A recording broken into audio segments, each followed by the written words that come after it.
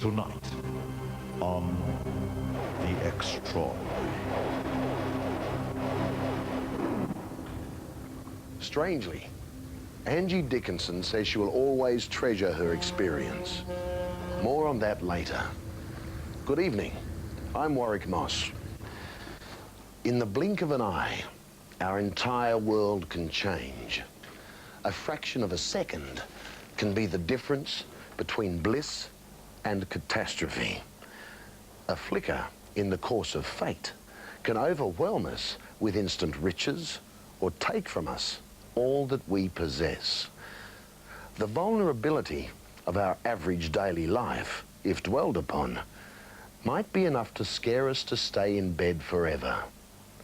This is the story of a young family that locked itself inside from cruel winter elements and then discovered its smallest member had wandered off into the dangers outside. Raphael Abramovitz reports. On the outside, fierce winds whipped rain and snow off the Appalachian Mountains of West Virginia. They swept low and raised hell on the roofs in small towns like Elkins, where entire communities swayed to the will of winter storms in December. Sleet and ice beat in irregular rhythm against the windows of the home of Steve and Melinda Eichelberger. But on the inside, there was warmth and peace. It was 9 p.m., and dawn would bring Christmas Eve. The Eichelbergers were a family, and at this time of year, neither cold nor hardship would keep the family from feeling cozy. Started snowing probably in the middle of the night. I think temperatures got down to 27 degrees. Steve had been laid off his job a week earlier. Melinda, 7 months pregnant, had tomorrow off. They'd spent Christmas Eve together with 3-year-old daughter, Brittany. Come here. What do you want? A baby sister or a baby brother? A baby sister. The gifts were wrapped. The aroma of freshly baked Christmas cookies filled and warmed the room while Steve and Melinda played with Brittany. We was baking the cookies and she was helping me decorate them, putting the sprinkles on it, and she was real excited, couldn't wait for Christmas Day.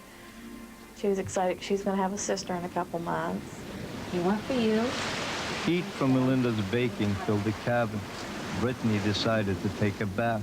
She only wanted to sleep in her underwear and her t-shirt. She wouldn't put her nightgown on. So then she went in the living room and started watching Christmas cartoons with her daddy. And then they both fell asleep. While Melinda finished her baking, Steve left the living room and went to bed. She decided to let Brittany continue sleeping on the sofa. I didn't want to wake Brittany up yet because I wasn't done. So I just went ahead and covered her up, and I went in the kitchen to wash the dishes. So after I got my dishes done, I come out and sat on the sofa to watch TV. So I wasn't sleepy yet. It was probably about 11:30 at night. So then I fell asleep and I woke up about 3:30. Melinda decided not to disturb her little girl. She covered her warmly, kissed her goodnight, and joined her husband in their bedroom. She felt safe. It was Christmas and the new year would bring good luck.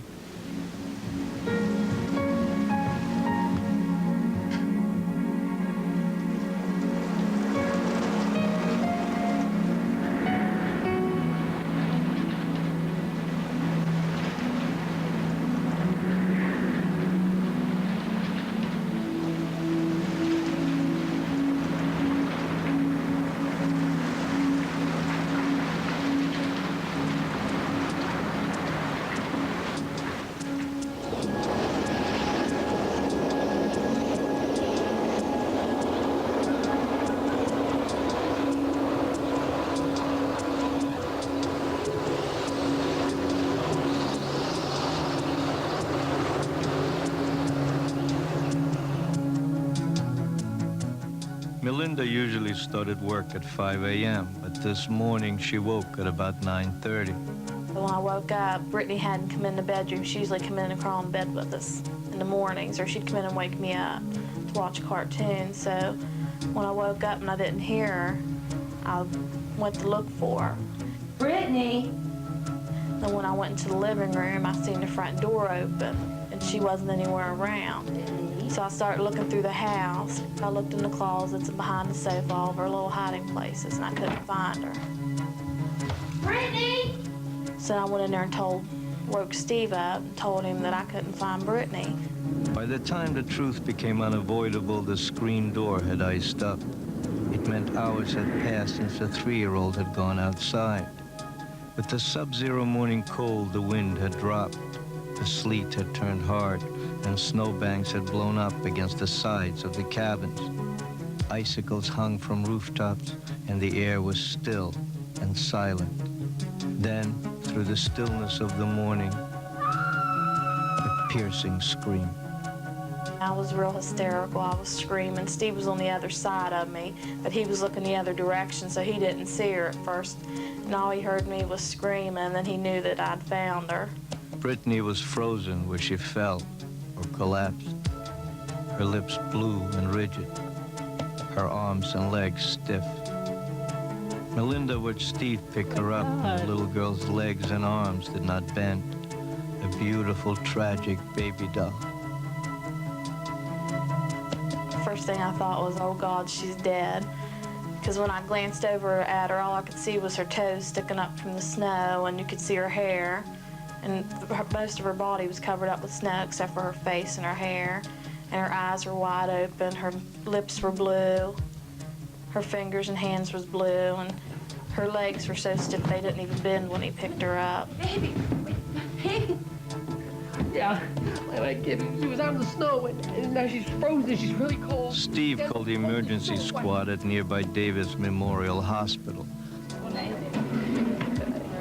Paramedic Laura Teeter had just finished her shift when the call came in to her supervisor. I could just hear bits and pieces of what she was saying. I heard something about a frozen child, and I heard her ask, things such as, was she breathing? Hi. Brenda Daly was a volunteer paramedic who had only stopped in for coffee when the call came to the emergency room. We knew that we had a hypothermia case, so you prepare yourself to treat minor, to moderate hypothermia. We get on scene, there's this neighbor doing CPR on her. She was outside in the snow, right? I don't know how long she was out there. I just checked her for breathing and for a pulse, and there was no pulse. There was no respiration. She was extremely cold. So I began mouth-to-mouth and CPR on her. Anything?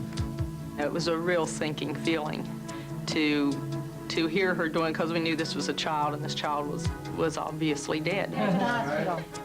It was real eerie to see her laying there. Even when they were doing CPR, her eyes were still wide open, but there was just no response. They're doing what they're doing. It had been 3 or 4 hours since Brittany wandered into the cold and froze solid. There was no way of telling for sure. Steve Eichelberger rode with his daughter in the ambulance to the hospital. Melinda rode with a neighbor, and the fear and guilt overwhelmed him. And I felt really guilty, like it was all my fault. I was real hysterical and upset. I didn't really know what to think. I kept getting to mind, I kept thinking all the way there about her laying in her casket with her Christmas dress on. That's all I kept thinking. Brittany was wheeled into Davis Memorial Emergency Room at 10:45 a.m. Her temperature was 74 degrees Fahrenheit. Normal body temperature is 98.6. She had been, to all appearances, dead for at least 40 minutes since they had found her in the snow. Nobody knows how long before that. Her heart monitor showed a flat line. Dr. John Veach was on duty. Medicine doesn't declare anyone officially dead unless they are warm and dead. She looked like death. She was pulseless. She had no spontaneous respirations. Her pupils were fixed and dilated. And in essence, our goal was to warm this child up, to bring her core body temperature up enough so that her metabolism would begin to accelerate and we could actually resuscitate her. We have to warm her from Veach ordered heat lamps, a hypothermia blanket, a warm water stomach flush. Steve and Melinda refused to accept the vibrant little girl was gone. Dr. Veach added intravenous fluids. humidified oxygen, constant heart massage. Slowly, Brittany's temperature began to rise. He introduced cardiac drugs. Still no sign of life. And I was just thinking about all of her presents that weren't open and what was I going to do with them. I didn't want to give them away. And if she's not going to be there to open them up, I didn't want to have Christmas. And I was worried about the baby I was carrying. What was I going to do with that baby if I couldn't take care of the one I had? I felt real bad at the time. About 1 p.m., Laura Tita noticed fluid trickling from Brittany's nose, then slight movement, a subtle curve in the flat line of the monitor. Everyone in the room moved faster. There was hope. About 2:15 p.m., Dr. Veach put his hand to Brittany's neck and called out, "Pulse." It's faint. He had a pulse. It should have been impossible, but their 3-year-old patient's heart was beating on its own. He was like, "I feel a pulse." And I just kind of looked at him, you know, because this is like 3 hours, 3.5, 3 hours, 40 minutes, something down the road. And I'm just kind of looking at him like, what? I was doing compressions, actually, when he stopped and said, "Let's do a pulse check," and he did. And he checked, and he said, "I've got a pulse," and it was like, no. You know, I'm liable to start crying, because I usually do. The unspoken question on all their minds, how much brain damage had Brittany suffered, deprived of oxygen for so many hours? More than one time I thought, yeah, what have we done? You know, she's a beautiful little girl, but will she ever be able to enjoy life? Will she have any quality of life if we even are able to save her? With her temperature now 84 degrees Fahrenheit, Veach ordered the little girl transferred by helicopter to Children's Hospital in Pittsburgh. Melinda and Steve were shocked by the sight of the little girl being wheeled down the hospital corridor. She was wrapped in blankets of aluminum foil, her eyes taped shut. Tubes forced fluids and oxygen down her throat.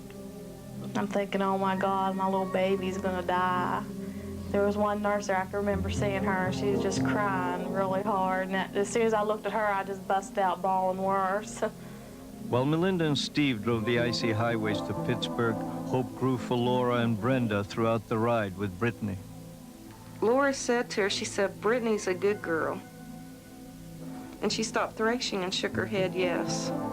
So Laura and I just kind of look at each other, what? What's going on back here? It's kind of spooky. And we started singing Christmas songs to her, because when we would sing to her, she'd lie still. We sang every little Christmas song we could think of from here to Benedum Airport. And while we would do that, she would lay still and listen. When we'd stop singing, she'd start fighting again. But when Brittany arrived at 4:40 p.m., her neurological signs were still only faint. She had no response even to painful stimuli. Throughout Christmas Eve and into Christmas Day, Melinda and Steve Eichelberger sat and cried and prayed. Past midday until late Christmas afternoon, they waited silently. But by now, Melinda had a strong feeling. On Christmas Day, when she finally opened up her eyes, then we knew that I knew she was going to be okay. And in the passing hours, Brittany seemed to focus more and more intently on her mother. Her alertness grew rapidly over the next 24 hours. Tests would show she miraculously had suffered no brain damage. And at 4 p.m. on the afternoon of the day after Christmas 1990, the sun broke through high clouds over the Appalachian Mountains of West Virginia. And as doctors removed the last tube from the throat of their 3-year-old patient, a little girl called out the word, "Mommy." I believe this was a miracle on Christmas Day, because she could have just been gone just like that. We would have never seen her again. She was